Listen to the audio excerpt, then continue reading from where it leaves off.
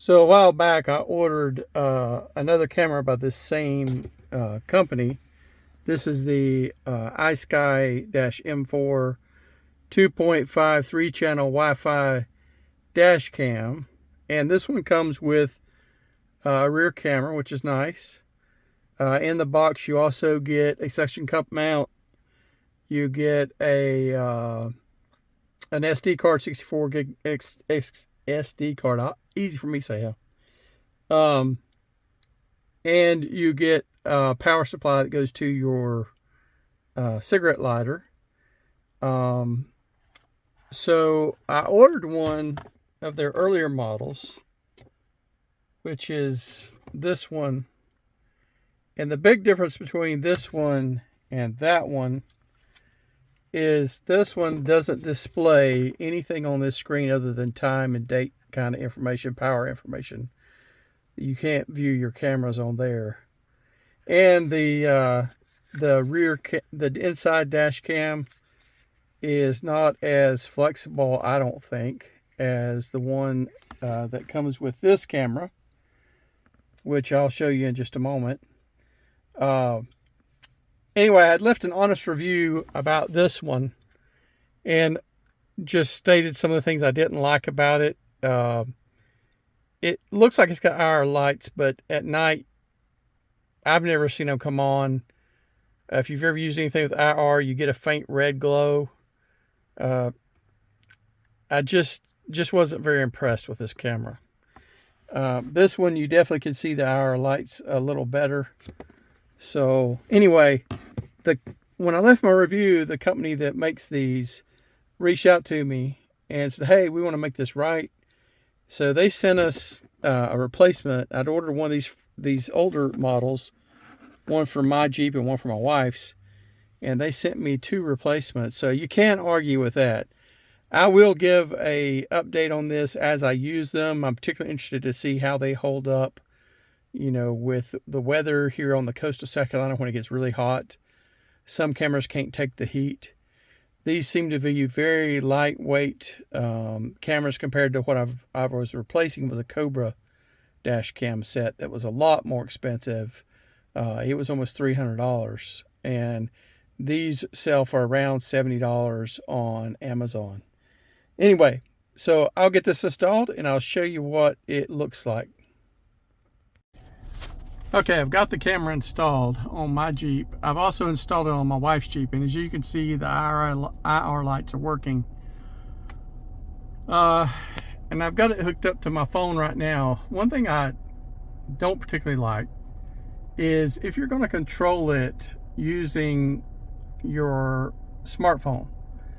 When you turn Wi-Fi on, this message displays, and this message gives your password and your Wi-Fi network name on the screen, and it stays there. To turn that off so that you're controlling it by the camera itself, you hold the back button down for a few seconds, and that turns the Wi-Fi off. Okay, so I've noticed a couple little issues. It's a little glitchy on my Jeep. It's changing cameras without me asking it to. Let me get to the inside camera. That's the particular most glitchy part of it I'm seeing. Do you see these artifacts here? Those have something to do with the infrared lights. Okay, because what's happening is it's doing that even when I'm not pointing my cell phone on it. So it's not something my cell phone's doing to the screen. But it's like a circuit board is being displayed. Something is really screwy with that interior camera.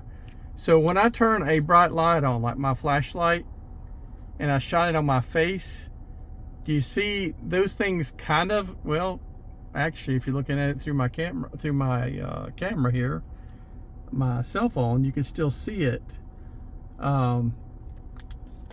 So it's showing up all the time. So it may not have anything to do with infrared lights. I don't know. Trying to see if I can get the infrared to cut off by shining a bright light in the cab. but they may be on all the time. I don't know. Also, I do have this wired to my vehicle. I'm using the same kit that I had used previously on their older version. And on my wife's Jeep, it works fine. On my Jeep, it's telling me that the things like parking sensor and parking monitors will not work without installing a kit. So I guess I might have to order another wiring kit. I'm going to swap this camera out for the one in my wife's Jeep just to see if it has the same problem with hers, because hers has a new wiring kit on it. Okay, so I think I hooked this up to my wife's Jeep first of all, because I wanted to see if I could get the parking mode to work. And it is working now. But if I move this up, do you see how those artifacts come back to the right of my hand? I think that has something to do, well, it's got to have something to do with those infrared lights. Because when they come on, that's when you see the circuit board pattern. When I drop it down just a little bit where there's some light in my garage lighting up the interior of the Jeep, and those IR lights go off, you don't see the artifacts anymore. Anyway, for an inexpensive dash cam, it's a pretty good deal. I will tell you that you probably need to order their latest car kit in order to have this wired 24/7, have a power 24/7 for parking mode and parking monitor. I did want to take you through the different camera modes. So I've got the rear camera on here. I do have that inside the Jeep, pointing out the back. The reason I did that is because I've tried these cameras that come with these outside the vehicle, and they collect moisture around the lens. So they're not really made to be exposed to weather. So either put them on the back glass of your vehicle, or what I did in her Jeep is instead of mounting it to the soft top, let's see if I turn around and show you. I mounted it to the roll bar, and it's low enough that you can see the window. That's mounted to the roll bar on her Jeep. And if you press this the backward button, you go to where you can see all three cams: interior, back, and front cam. Push it again, you got the front cam. One more time, you got the interior. And then you've got the rear cam. To access your menu, it's the fourth button over. Sometimes it pops up right away. Sometimes I have to hit like the back button and then the menu button before the menu will launch. Try holding it down, see if that helps. It's a little glitchy getting to the menu. There we go. And then to navigate the menu, you use the forward and back buttons.